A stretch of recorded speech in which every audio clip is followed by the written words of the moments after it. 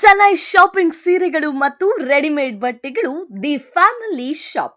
ನಮ್ಮಲ್ಲಿ ಚಿಕ್ಕ ಮಕ್ಕಳಿಂದ ದೊಡ್ಡವರವರೆಗೆ ಯಾವುದೇ ವಸ್ತು ತೆಗೆದುಕೊಂಡರೂ ಕೇವಲ 199 ರುಗಳಿಗೆ ಮಾತ್ರ. ನಿಮ್ಮ ಕುಟುಂಬದ ಸದಸ್ಯರಿಗೆ ಅಸಂಖ್ಯಾತ ವಿನ್ಯಾಸವುಳ್ಳ ಬಟ್ಟೆಗಳನ್ನ ಒಂದೇ ಜಾಗದಲ್ಲಿ ಖರೀದಿಸಬಹುದು. ಹಾಗಿದ್ರೆ ಮತ್ಯಾಗ್ತಡ, ಹಿಂದೆ ಭೇಟಿ ನೀಡಿ. ಸ್ಥಳ ಪೊಲೀಸ್ ಭವನ, ಡಿಆರ್ ಆವರಣ, ಮೆಗನ್ ಆಸ್ಪತ್ರೆ ಎದುರು, ಬಸ್ ನಿಲ್ದಾಣ, ಸಾಗರ ರಸ್ತೆ, ಶಿವಮೊಗ್ಗ. ಒಮ್ಮೆ ಭೇಟಿ ಕೊಡಿ, ಈ ಅವಕಾಶ ನಿಮ್ಮದಾಗಿಸಿಕೊಳ್ಳಿ. ಇದೇ ಆಗಸ್ಟ್ 3, 2025 ಸೆಪ್ಟೆಂಬರ್ 1, 2025 ಮಾತ್ರ.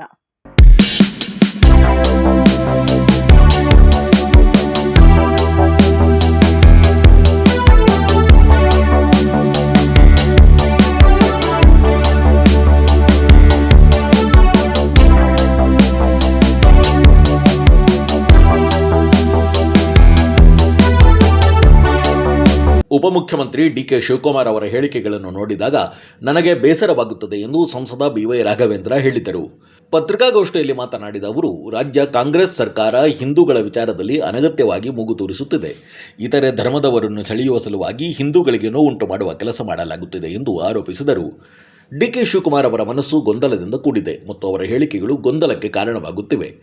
ವಿಧಾನಸಭೆಯಲ್ಲಿ ಆರ್ಎಸ್ಎಸ್ ಪ್ರಾರ್ಥನೆಯನ್ನು ಹೇಳಿ ನಂತರ ತಪ್ಪಾಗಿದೆ ಎಂದು ಕ್ಷಮೆ ಕೋರುತ್ತಾರೆ. ಅದೇ ರೀತಿ ಧರ್ಮಸ್ಥಳದ ವಿಚಾರದಲ್ಲೂ ನಡೆದುಕೊಂಡಿದ್ದಾರೆ. ಇವರ ಈ ಹೇಳಿಕೆಗಳಿಂದಾಗಿ ಈಗ ಧರ್ಮಸ್ಥಳ ವಿಷಯದಲ್ಲಿ ತಲೆ ಮುಚ್ಚಿಕೊಂಡು ಓಡಾಡುವ ದುಸ್ಥಿತಿಗೆ ಇವರು ತಂದಿದ್ದಾರೆ ಎಂದು ರಾಘವೇಂದ್ರ ವಾಗ್ದಾಳಿ ನಡೆಸಿದರು. ದಸರಾ ಉದ್ಘಾಟನೆಗೆ ಸಾಹಿತಿಯನ್ನು ಕರೆಸುತ್ತಿರುವುದಕ್ಕಾಗಿ ನಾವು ಧರ್ಮದ ಚೌಕಟ್ಟಿನಲ್ಲಿ ವಿರೋಧಿಸುತ್ತಿಲ್ಲ.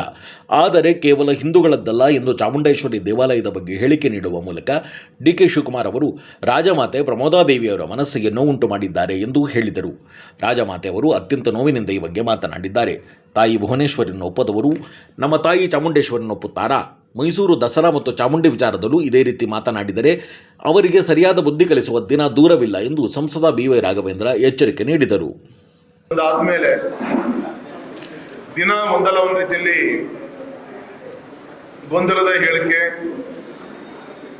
ಅದರಲ್ಲೂ ವಿಶೇಷವಾಗಿ ಹಿಂದೂಗಳ ಒಂದು ವಿಚಾರದಲ್ಲಿ ಮೂಗು ತೋರಿಸುವ ಮುಖಾಂತರ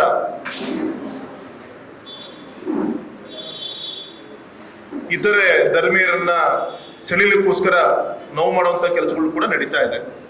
ಇತ್ತೀಚೆಗೆ ಉಪಮುಖ್ಯಮಂತ್ರಿಗಳ ಒಂದು ಹೇಳಿಕೆಗಳನ್ನ ನೋಡಿದ್ರೆ ನಮಗೆ ಅಯ್ಯೋ ಅನಿಸುತ್ತೆ.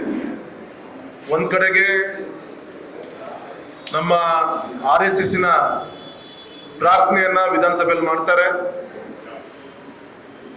ಅದಾದ್ಮೇಲೆ ಕ್ಷಮೆ ಕೇಳ್ತಾರೆ. ಆ ತಪ್ಪ ಮತ್ತೊಮ್ಮೆ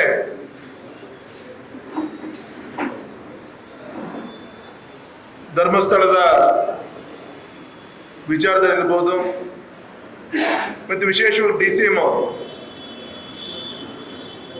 ಚಾಮುಂಡಿ ದೇವಸ್ಥಾನ ಅದು ಕೇವಲ ಅದು ಹಿಂದೂಗಳಿಗೆ ಸೇರಿದಂತ ದೇವಸ್ಥಾನ ಅಲ್ಲ ಅನ್ನೋ ರೀತಿಯಲ್ಲಿ ಕೂಡ ಮಾತಾಡಿದ್ದಾರೆ. ರಾಜಮಾತೆ ಪ್ರಮೋದಾದೇವಿಯವರು ಕೂಡ ಅತ್ಯಂತ ನೋವಿಂದ ಮಾತಾಡಿದ್ದಾರೆ. ಈ ರೀತಿ ಗೊಂದಲದ ಒಂದು ಗೂಡಾಗಿ ಅವರ ಮನಸ್ಥಿತಿ ಇತ್ತೀಚೆಗೆ ಈ ರೀತಿಯಂತ ಹೇಳಿಕೆಗಳನ್ನ ಕೊಡ್ತಾ ಇದ್ದಾರೆ. ಮೊನ್ನೆ ನೋಡಿರ್ಬೋದು, ನಮ್ಮ ಸಹಕಾರಿ ಸಚಿವರು ರಾಹುಲ್ ಗಾಂಧಿ ಕೊಟ್ಟಂತ ಹೇಳಿಕೆ ಬಿಹಾರ್ ಚುನಾವಣೆ ವಿಚಾರದಲ್ಲಿ ಅವ್ರು ಏನಿದೆ ಅದನ್ನು ನೇರವಾಗಿ ಹೇಳಿದ್ರು. ಅಬ್ಜೆಕ್ಷನ್ ಮಾಡ್ಲಿಕ್ಕೆ ಇಷ್ಟು ದಿನ ಟೈಮ್ ಇರುತ್ತೆ ಚುನಾವಣೆ ಆಯೋಗಕ್ಕೆ ಅಂತೇಳಿ ಅವ್ರನ್ನ ಮಂತ್ರಿಗಿರಿಯಿಂದ ತೆಗೆದುಹಾಕಿದ್ರು. ಈ DCM ಸಾಹೇಬರು ಹೇಳಿಕೆ ನೋಡಿದ್ರೆ ಈ ರೀತಿ ದಸರಾ ಉದ್ಘಾಟನೆಗೆ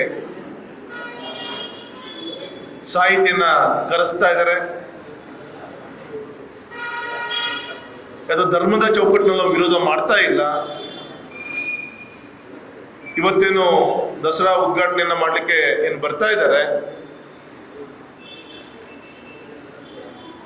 ಆ ಹೆಣ್ಮಗಳು ತಾಯಿ ಭುವನೇಶ್ವರಿಯನ್ನೇ ಒಪ್ಪಿಲ್ಲ ಅವಳು, ಇನ್ನು ಚಾಮುಂಡೇಶ್ವರಿಯನ್ನು ಒಪ್ಲಿಕ್ಕೆ ಹ್ಯಾಕ್ ಸಾಧ್ಯ ಅನ್ನೋದು ನಮ್ಮೆಲ್ಲರೂ ಕೂಡ ಚರ್ಚೆ. ಹೆಚ್ಚಿಗೆ ಬಿಡಿಸಿ ಹೇಳುವಂತ ಅವಶ್ಯಕತೆ ಇಲ್ಲ. ಈಗಾಗಲೇ ನಮ್ಮ ಪಕ್ಷದ ಒಂದು ನಿಲುವನ್ನ ಗೌರವಿತ ಕೇಂದ್ರ ಮಂತ್ರಿಗಳಂತ ಶೋಭಾ ಕರಂದ್ಲಾಜೆ ಅವರು ಮಾತಾಡಿದ್ದಾರೆ, ಸ್ನೇಹಿತರಂತ ಪ್ರತಾಪ್ ಸಿಂಹ ಅವರು ಮಾತಾಡಿದ್ದಾರೆ, ಗೌರವಿತ ಯದುವೀರ್ ಅವರು ಅಲ್ಲಿಯ ಲೋಕಸಭಾ ಸದಸ್ಯರು ಅವರು ಕೂಡ ಮಾತಾಡುವಂತ ಪ್ರಯತ್ನ ಆಗಿದೆ. ಧರ್ಮಸ್ಥಳದ ವಿಚಾರದಲ್ಲಿ ಮುಖ ಮುಚ್ಕೊಂಡು ಓಡಾಡುವಂತ ದುಸ್ಥಿತಿ ತೆಗೆದುಕೊಂಡು ಬಂದಿದ್ದಾರೆ.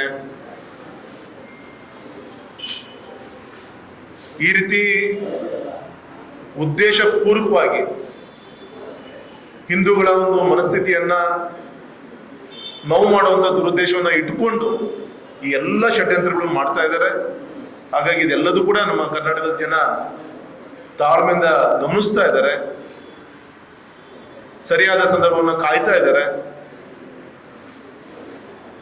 ಅವರ ಒಂದು ಈ ತಪ್ಪು ಹೆಜ್ಜೆಗಳಿಗೆ ಶಾಶ್ವತವಾಗಿ ಮನೆ ಕಳಿಸ್ಲಿಕ್ಕೆ ಏನಾಗಬೇಕು ಆ ದಿಕ್ಕಲ್ಲಿ ಒಂದು ರಾಜಕೀಯ ಪಕ್ಷವಾಗಿ ನಾವು ಜಾಗೃತಿಗೊಳಿಸುವಂತಹ ಕಾರ್ಯವನ್ನು ಕೂಡ ನಮ್ಮ ರಾಜ್ಯಾಧ್ಯಕ್ಷರ ನೇತೃತ್ವದಲ್ಲಿ ಈಗ ಆಲ್ರೆಡಿ ನಾಳೆ 1ನೇ ತಾರೀಕಿಗೆ ಧರ್ಮಸ್ಥಳ ಚಲೋ ಕಾರ್ಯವನ್ನ ಕೊಟ್ಟಿದ್ದಾರೆ. ಈಗ ಆಲ್ರೆಡಿ